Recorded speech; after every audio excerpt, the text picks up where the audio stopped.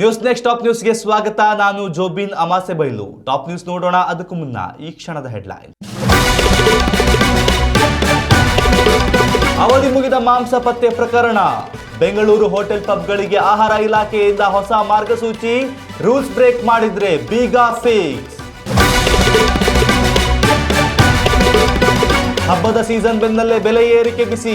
ಗಗನಕ್ಕೇರಿದ ದಿನಸಿ ನಿತ್ಯ ಬಳಕೆಯ ಅಗತ್ಯ ವಸ್ತುಗಳ ದರ. ಮಧ್ಯಮ ವರ್ಗದ ಜೇಬಿಗೆ ಮತ್ತಷ್ಟು ಕತ್ತರಿ.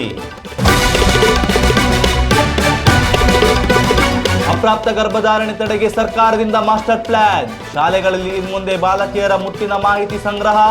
ನಿರ್ಲಕ್ಷ್ಯ ತೋರಿದ ಅಧಿಕಾರಿಗಳ ವಿರುದ್ಧ ಕಠಿಣ ಕ್ರಮ.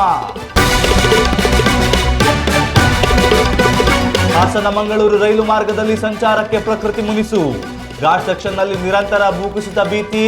ಪ್ರಯಾಣಿಕರಲ್ಲಿ ಹೆಚ್ಚಿದ ಆತಂಕ. ಕರಾವಳಿ ಮತ್ತು ಉತ್ತರ ಒಳನಾಡಿನಲ್ಲಿ ಐಎಂಡಿ ಬಿಗ್ ಅಲರ್ಟ್. ಮುಂದಿನ 2 ದಿನ ಭಾರೀ ಮಳೆ ಮುನ್ಸೂಚನೆ. ಮಿತಿ ಮೀರಲಿದೆ ಗಾಳಿಯ ವೇಗ. ಬೆಂಗಳೂರಿನ ಪ್ರತಿಷ್ಠಿತ ಸ್ಟಾರ್ ಹೋಟೆಲ್ಗಳು ಮತ್ತು ಪಬ್ಗಳ ಮೇಲೆ ಇತ್ತೀಚೆಗೆ ಅವಧಿ ಮೀರಿದ ಆಹಾರ ಪತ್ತೆ ಪ್ರಕರಣ ಗ್ರಾಹಕರಲ್ಲಿ ತೀವ್ರ ಆತಂಕ ಮೂಡಿಸಿದೆ. ಆಹಾರ ಸುರಕ್ಷತೆ ಇಲಾಖೆಯು ಅಧಿಕಾರಿಗಳು ನಡೆಸಿದ ಜಂಟಿ ಕಾರ್ಯಾಚರಣೆಯಲ್ಲಿ ಪ್ರಮುಖ ಹೋಟೆಲ್ಗಳ ಅಡುಗೆ ಕೋಣೆಗಳಲ್ಲಿ ಕೊಳೆತ ಮಾಂಸ, ಫಂಗಸ್ ಹಿಡಿದ ತರಕಾರಿಗಳು ಮತ್ತು ಅವಧಿ ಮುಗಿದ 106 ಕೆಜಿ ಆಹಾರ ಪದಾರ್ಥಗಳು ಪತ್ತೆಯಾಗಿವೆ.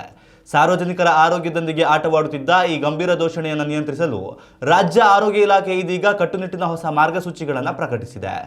ಹೊಸ ನಿಯಮಾವಳಿಗಳ ಪ್ರಕಾರ ಮಾಂಸಾಹಾರಿ ಪದಾರ್ಥಗಳನ್ನು ಕಡ್ಡಾಯವಾಗಿ 4 ಡಿಗ್ರಿ ಸೆಲ್ಸಿಯಸ್ಗಿಂತ ಕಡಿಮೆ ತಾಪಮಾನದಲ್ಲಿಯೇ ಇಡಬೇಕು.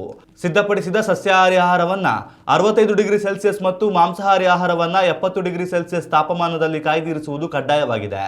ಇನ್ನು ಫ್ರೋಜನ್ ಆಹಾರಗಳಿಗೆ -18 ಡಿಗ್ರಿ ಸೆಲ್ಸಿಯಸ್ ಗರಿಷ್ಠ ಮಿತಿಯಾಗಿದೆ. ಒಮ್ಮೆ ಸಿದ್ಧಪಡಿಸಿದ ಆಹಾರವನ್ನು ಗ್ರಾಹಕರಿಗೆ ನೀಡುವ ಮುನ್ನ ಕನಿಷ್ಠ 75 ಡಿಗ್ರಿ ಸೆಲ್ಸಿಯಸ್ನಲ್ಲಿ ಮರುಬಿಸಿ ಮಾಡಬೇಕೆಂದು ಇಲಾಖೆ ಸ್ಪಷ್ಟಪಡಿಸಿದೆ. ಅಡುಗೆಗೆ ಬಳಸುವ ಎಣ್ಣೆಯ ಮರುಬಳಕೆಗೂ ಬ್ರೇಕ್ ಬಿದ್ದಿದ್ದು, ಟಿಪಿಸಿ ಮಟ್ಟ 25% ಹೆಚ್ಚಿರಬಾರದು. ಹಸಿ ಆಹಾರ ಮತ್ತು ಸಂಪೂರ್ಣ ಬೆಂದ ಆಹಾರಗಳನ್ನು ಪ್ರತ್ಯೇಕವಾಗಿ ಸಂಗ್ರಹಿಸಬೇಕು. ವೆಜ್ ಹಾಗೂ ನಾನ್ ವೆಜ್ ನಿರ್ವಹಣೆಗೆ ಪ್ರತ್ಯೇಕ ವ್ಯವಸ್ಥೆ ಇರಬೇಕು. ಅತಿ ಮುಖ್ಯವಾಗಿ ಪ್ರತಿಯೊಂದು ಸಂಸ್ಥೆಯು ತನ್ನ ಆವರಣದಲ್ಲಿ FSSAI ಪರವಾನಗಿಯನ್ನು ಗ್ರಾಹಕರಿಗೆ ಕಾಣಿಸುವಂತೆ ಪ್ರದರ್ಶಿಸುವುದು ಕಡ್ಡಾಯವಾಗಿದೆ.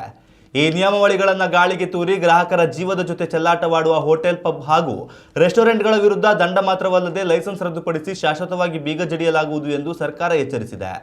ಆಹಾರ ಇಲಾಖೆಯ ಈ ಹೊಸ ರೂಲ್ಸ್ ಬಳಿಕ ಹೋಟೆಲ್, ಪಬ್ ಹಾಗೂ ರೆಸ್ಟೋರೆಂಟ್ ಮಾಲೀಕರಿಗೆ ನಡುಕ ಶುರುವಾಗಿದೆ. ಆಷಾಢ ಮಾಸ, ಭಕ್ತಿಭಾವದ ಶ್ರಾವಣ ಮಾಸ ಇನ್ನೇನು ಆರಂಭಗೊಳ್ಳಲಿದ್ದು ಇಡೀ ರಾಜ್ಯದಾದ್ಯಂತ ಸಾಲು ಸಾಲು ಹಬ್ಬಗಳ ಸರಣಿ ಶುರುವಾಗಿದೆ. ಆದರೆ ಈ ಬಾರಿಯ ಹಬ್ಬದ ಸೀಸನ್ಗೆ ಮುಂಗಾರು ಮಳೆಯ ವೈಫಲ್ಯ ಹಾಗೂ ಮಾರುಕಟ್ಟೆಯಲ್ಲಿನ ಅಗತ್ಯ ವಸ್ತುಗಳ ಭಾರೀ ಬೆಲೆ ಏರಿಕೆಯು ಭಾರೀ ಹೊಡೆತ ನೀಡಿದೆ. ಹಬ್ಬಗಳ ಖುಷಿಯಲ್ಲಿ ಮುಳುಗಬೇಕಿದ್ದ ರಾಜ್ಯದ ಸಾರ್ವಜನಿಕರು ಮತ್ತು ಮಧ್ಯಮ ವರ್ಗದ ಗ್ರಾಹಕರು ದಿನಸಿ ಸಾಮಗ್ರಿಗಳ ದರಗಳನ್ನು ನೋಡಿ ಕಂಗಾಲಾಗಿದ್ದಾರೆ. ರಾಜ್ಯದ ಪ್ರಮುಖ ಮಾರುಕಟ್ಟೆಗಳಲ್ಲಿ ಹಬ್ಬದ ಅಡುಗೆಗೆ ಬೇಕಾಗುವ ಕಿರಾಣಿ ಸಾಮಗ್ರಿಗಳ ಬೆಲೆ ಗಗನಮುಖಿಯಾಗಿದ್ದು, ತೊಗರಿಬೇಳೆ ಮತ್ತು ಹೆಸರು ಕಾಳು ಪ್ರತಿ ಕೆಜಿಗೆ 120 ರೂಪಾಯಿ ತಲುಪಿದರೆ ಉದ್ದಿನ ಬೇಳೆ 140 ರಿಂದ 150 ರೂಪಾಯಿ ಹಾಗೂ ಶೇಂಗಾ 140 ರೂಪಾಯಿ ಆಸುಪಾಸಿನಲ್ಲಿದೆ. ಇನ್ನು ಸಕ್ಕರೆ 55 ರೂಪಾಯಿ ಹಾಗೂ ಬೆಲ್ಲ 52 ರೂಪಾಯಿ ಮಾರಾಟವಾಗುತ್ತಿದ್ದು, ಹಬ್ಬದ ಸಿಹಿ ತಿನಿಸುಗಳಿಗೆ ಪ್ರಮುಖವಾಗಿ ಬೇಕಾಗುವ ಡ್ರೈ ಫ್ರೂಟ್ಸ್ ಬೆಲೆಯಂತೂ ಸಾಮಾನ್ಯ ಜನರ ಕೈಗೆಟಕದಂತಾಗಿದೆ. ಬಾದಾಮಿ ಮತ್ತು ಗೋಡಂಬಿ ಬೆಲೆ 1,000 ರೂಪಾಯಿ ಗಡಿ ದಾಟಿದ್ದು, ಇನ್ನು ಒಣದ್ರಾಕ್ಷಿ 400 ರೂಪಾಯಿಗೆ ಏರಿಕೆಯಾಗಿದೆ. ಏಲಕ್ಕಿ ದರ ಬರೋಬ್ಬರಿ 4,000 ರೂಪಾಯಿ ಜಿಗಿದು ಗ್ರಾಹಕರಿಗೆ ಶಾಕ್ ನೀಡಿದೆ. ಒಣ ಕೊಬ್ಬರಿ ಕೂಡ ಕೆಜಿಗೆ 400 ರೂಪಾಯಿ ತಲುಪಿದೆ. ಒಂದೆಡೆ ಮಳೆ ಕೊರತೆಯಿಂದ ಕೃಷಿ ಆದಾಯವಿಲ್ಲದೆ ಗ್ರಾಮೀಣ ಭಾಗದ ರೈತರು ಆರ್ಥಿಕ ಸಂಕಷ್ಟ ಎದುರಿಸುತ್ತಿದ್ದರೆ, ಮತ್ತೊಂದೆಡೆ ನಗರ ಪ್ರದೇಶದ ಗ್ರಾಹಕರಿಗೂ ಈ ಬೆಲೆ ಏರಿಕೆ ಜೇಬಿಗೆ ಕತ್ತರಿ ಹಾಕಿದೆ. ವರ್ಷದ ಸಂಪ್ರದಾಯವನ್ನು ಕೈಬಿಡಲು ಮನಸ್ಸಿಲ್ಲದ ರಾಜ್ಯದ ಜನತೆ ಅನಿವಾರ್ಯವಾಗಿ ಅದ್ದೂರಿತನವನ್ನು ಬದಿಗೊತ್ತಿ ತಮಗೆ ಬೇಕಾದಷ್ಟು ಮಾತ್ರ ಸಾಮಗ್ರಿಗಳನ್ನು ಖರೀದಿಸಿ ಅತ್ಯಂತ ಸರಳವಾಗಿ ಹಬ್ಬಗಳನ್ನು ಆಚರಿಸಲು ಮುಂದಾಗುತ್ತಿದ್ದಾರೆ. ರಾಜ್ಯದಲ್ಲಿ ಅಪ್ರಾಪ್ತ ವಯಸ್ಸಿನ ಶಾಲಾ ಬಾಲಕಿಯರು ಗರ್ಭಧರಿಸುತ್ತಿರುವ ಆತಂಕಕಾರಿ ಪ್ರಕರಣಗಳು ಇತ್ತೀಚೆಗೆ ಬೆಳಕಿಗೆ ಬರುತ್ತಿದ್ದು, ಇದನ್ನು ತಡೆಯಲು ಆರೋಗ್ಯ ಇಲಾಖೆಯು ಅತ್ಯಂತ ಸೂಕ್ಷ್ಮ ಹಾಗೂ ಕಟ್ಟುನಿಟ್ಟಿನ ಕ್ರಮಕ್ಕೆ ಮುಂದಾಗಿದೆ. ಹದಿಹರೆಯದ ಹೆಣ್ಣು ಮಕ್ಕಳಲ್ಲಿ ಕಂಡುಬರುತ್ತಿರುವ ಬಾಲ್ಯ ವಿವಾಹ, ಲೈಂಗಿಕ ದೌರ್ಜನ್ಯ ಮತ್ತು ಅಪ್ರಾಪ್ತ ಗರ್ಭಧಾರಣೆಯಂತಹ ಸಾಮಾಜಿಕ ಪಿಡುಗುಗಳನ್ನು ಆರಂಭಿಕ ಹಂತದಲ್ಲೇ ಪತ್ತೆ ಹಚ್ಚಿ ಅವರ ಜೀವ ರಕ್ಷಿಸುವುದು ಸರ್ಕಾರದ ಮುಖ್ಯ ಉದ್ದೇಶವಾಗಿದೆ. ರಾಷ್ಟ್ರೀಯ ಬಾಲ ಸ್ವಾಸ್ಥ್ಯ ಕಾರ್ಯಕ್ರಮದ ಅಡಿಯಲ್ಲಿ ಇನ್ಮುಂದೆ ಪ್ರೌಢಶಾಲಾ ವಿದ್ಯಾರ್ಥಿನಿಯರ ಮಾಸಿಕ ಋತುಚಕ್ರದ ಏರುಪೇರುಗಳ ಮೇಲೆ ವಿಶೇಷ ನಿಗಾ ಇಡಲಾಗುತ್ತದೆ. ಪ್ರತಿ ತಿಂಗಳು ಬಾಲಕಿಯರ ಮುಟ್ಟಿನ ವಿವರಗಳನ್ನು ಸಂಗ್ರಹಿಸಲು ಶಾಲೆಗಳಲ್ಲಿ ಪ್ರತ್ಯೇಕ ಹಾಗೂ ಅತ್ಯಂತ ಗೌಪ್ಯವಾದ ರಿಜಿಸ್ಟರಿಗಳನ್ನು ನಿರ್ವಹಿಸಲು ಆದೇಶಿಸಲಾಗಿದೆ. ಒಂದು ವೇಳೆ ಯಾವುದೇ ವಿದ್ಯಾರ್ಥಿನಿಯ ಋತುಚಕ್ರ ಸತತವಾಗಿ ನಿಂತಿರುವುದು ಅಥವಾ ಅನಿಯಮಿತವಾಗಿರುವುದು ಕಂಡುಬಂದರೆ ಶಾಲಾ ಶಿಕ್ಷಕರು ತಕ್ಷಣವೇ ಅದನ್ನು ನಿಯೋಜಿತ ಆರೋಗ್ಯ ಸಿಬ್ಬಂದಿಯ ಗಮನಕ್ಕೆ ತರುವುದು ಕಡ್ಡಾಯವಾಗಿದೆ.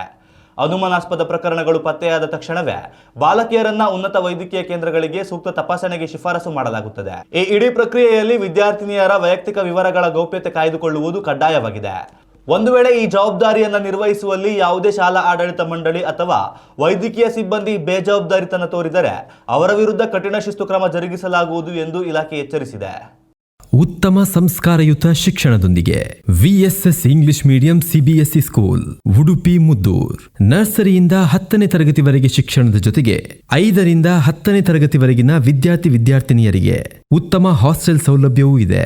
ನಿಮ್ಮ ಮಕ್ಕಳ ಪ್ರವೇಶಾತಿಗಾಗಿ ಈ ಸಂಖ್ಯೆಗೆ ಕರೆ ಮಾಡಿ. ಪಶ್ಚಿಮ ಘಟ್ಟಗಳ ರಮಣೀಯ ಪ್ರಕೃತಿಯ ನಡುವೆ ಸಾಗುವ ಬೆಂಗಳೂರು ಹಾಸನ ಮಂಗಳೂರು ರೈಲು ಪ್ರಯಾಣವು ಮಳೆಗಾಲದಲ್ಲಿ ಪ್ರಕೃತಿ ಪ್ರಿಯರಿಗೆ ರೋಮಾಂಚನ ನೀಡುವ ಜೊತೆಗೆ ಜೀವಭಯವನ್ನು ಮೂಡಿಸುತ್ತಿದೆ. ಸಕಲೇಶಪುರದಿಂದ ಸುಬ್ರಹ್ಮಣ್ಯದವರೆಗಿನ ಸುಮಾರು 109 ಕಿಲೋಮೀಟರ್ ಉದ್ದದ ಈ ಘಾಟಿ ಮಾರ್ಗದಲ್ಲಿ ಮಳೆಗಾಲ ಆರಂಭವಾಗುತ್ತಿದ್ದಂತೆ ಪದೇ ಪದೇ ಸಂಭವಿಸುವ ಭೂಕುಸಿತಗಳು ರೈಲ್ವೆ ಇಲಾಖೆಗೆ ಬೃಹತ್ ತಲೆನೋವಾಗಿ ಪರಿಣಮಿಸಿದೆ. ಬೆಟ್ಟಗುಡ್ಡಗಳು, 24 ಸುರಂಗಗಳು ಹಾಗೂ 107 ಸೇತುವೆಯನ್ನೊಳಗೊಂಡ ಈ ಸೂಕ್ಷ್ಮ ವಲಯದಲ್ಲಿ ಧಾರಾಕಾರ ಮಳೆಗೆ ಹಳಿಗಳು ಜಲಾವೃತಗೊಳ್ಳುವುದು ಮತ್ತು ಬೃಹತ್ ಬಂಡೆಕಲ್ಲುಗಳು ಉರುಳಿ ಬೀಳುವುದು ಸಾಮಾನ್ಯವಾಗಿದೆ. ಇಲಾಖೆಯು ಮಣ್ಣು ಕುಸಿಯದಂತೆ ತಡೆಯಲು ಅಲ್ಲಲ್ಲಿ ಕಬ್ಬಿಣದ ತಂತಿ ಜಾಲರಿಗಳನ್ನು ಅಳವಡಿಸಿದರೂ ಹಠಾತ್ ಆಗುವ ಪ್ರಕೃತಿ ವಿಕೋಪಗಳನ್ನು ಸಂಪೂರ್ಣವಾಗಿ ನಿಯಂತ್ರಿಸಲು ಸಾಧ್ಯವಾಗುತ್ತಿಲ್ಲ. ಅಭಿವೃದ್ಧಿಯ ಹೆಸರಿನಲ್ಲಿ ಪಶ್ಚಿಮ ಘಟ್ಟಗಳ ಮೇಲೆ ನಡೆಯುತ್ತಿರುವ ಮಾನವ ಹಸ್ತಕ್ಷೇಪವೇ ಈ ಅನಾಹುತಗಳಿಗೆ ಪ್ರಮುಖ ಕಾರಣ ಎಂಬುದು ಪರಿಸರವಾದಿಗಳ ವಾದವಾಗಿದೆ. ಈ ಮಾರ್ಗದಲ್ಲಿ ಪ್ರತಿನಿತ್ಯ ಸುಮಾರು 16 ಪ್ರಯಾಣಿಕರ ರೈಲುಗಳು ಹಾಗೂ ವಾಣಿಜ್ಯ ಸರಕು ಸಾಗಾಣಿಕೆಯ ಗೂಡ್ಸ್ ರೈಲುಗಳು ಓಡಾಡುತ್ತವೆ. ದಿಢೀರ್ ಭೂಕುಸಿತ ಉಂಟಾದಾಗ ರೈಲು ಸಂಚಾರ ಸಂಪೂರ್ಣ ಸ್ಥಗಿತಗೊಂಡು ಸಾವಿರಾರು ಪ್ರಯಾಣಿಕರು ಕಾಡಿನ ಮಧ್ಯೆಯೇ ಪರದಾಡುವ ಸ್ಥಿತಿ ನಿರ್ಮಾಣವಾಗುತ್ತದೆ. ರೈಲ್ವೆ ಇಲಾಖೆಯು ಪರ್ಯಾಯ ವ್ಯವಸ್ಥೆ ಕಲ್ಪಿಸಿದರೂ ತುರ್ತು ವೈದ್ಯಕೀಯ ಚಿಕಿತ್ಸೆ, ಪರೀಕ್ಷೆ ಹಾಗೂ ಕಚೇರಿ ಕೆಲಸಗಳಿಗೆ ಪ್ರಯಾಣಿಸುವ ಸಾರ್ವಜನಿಕರಿಗೆ ತೊಂದರೆ ತಪ್ಪುತ್ತಿಲ್ಲ. ಬಂದರು ನಗರಿ ಮಂಗಳೂರಿನ ಆರ್ಥಿಕ ವಹಿವಾಟಿಗೂ ಇದು ಭಾರಿ ನಷ್ಟವನ್ನುಂಟು ಮಾಡುತ್ತಿದ್ದು, ಈ ದೀರ್ಘಕಾಲದ ಸಮಸ್ಯೆಗೆ ವಿಜ್ಞಾನಿಗಳು ಮತ್ತು ರೈಲ್ವೆ ತಂತ್ರಜ್ಞರು ಶಾಶ್ವತ ಪರಿಹಾರ ಕಂಡುಕೊಳ್ಳಬೇಕಾದ ತುರ್ತು ಅಗತ್ಯವಿದೆ. ಕರ್ನಾಟಕದ ಹವಾಮಾನದಲ್ಲಿ ಭಾರಿ ಏರುಪೇರು ಉಂಟಾಗಿದ್ದು, ರಾಜ್ಯದ ಕರಾವಳಿ ಹಾಗೂ ಉತ್ತರ ಒಳನಾಡು ಜಿಲ್ಲೆಗಳಲ್ಲಿ ಮುಂದಿನ 2 ದಿನಗಳ ಕಾಲ ವರುಣನ ಅಬ್ಬರ ಜೋರಾಗಲಿದೆ ಎಂದು ಹವಾಮಾನ ಇಲಾಖೆ ತೀವ್ರ ಮುನ್ನೆಚ್ಚರಿಕೆಯನ್ನು ನೀಡಿದೆ. ಪ್ರಕೃತಿಯ ಈ ದಿಢೀರ್ ಬದಲಾವಣೆಯಿಂದಾಗಿ ಆಗಸ್ಟ್ 12 ಮತ್ತು 13ರಂದು ಭಾರಿ ಬಿರುಗಾಳಿ, ಗುಡುಗು ಮತ್ತು ಸಿಡಿಲು ಸಹಿತ ಹವಾಮಾನ ವೈಪರೀತ್ಯ ಉಂಟಾಗುವ ಸಾಧ್ಯತೆಗಳು ಹೆಚ್ಚಾಗಿವೆ.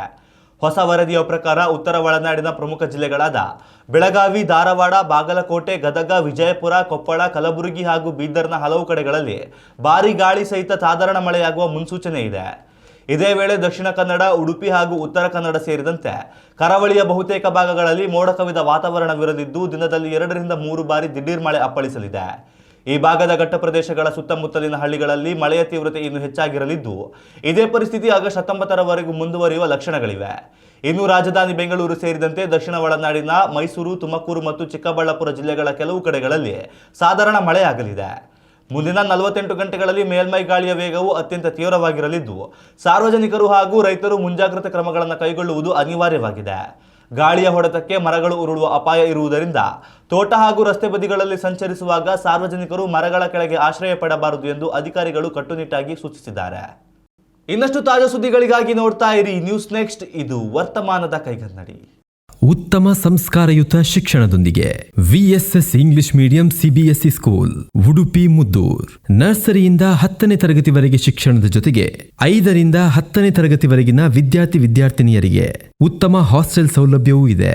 ನಿಮ್ಮ ಮಕ್ಕಳ ಪ್ರವೇಶಾತಿಗಾಗಿ ಈ ಸಂಖ್ಯೆಗೆ ಕರೆ ಮಾಡಿ.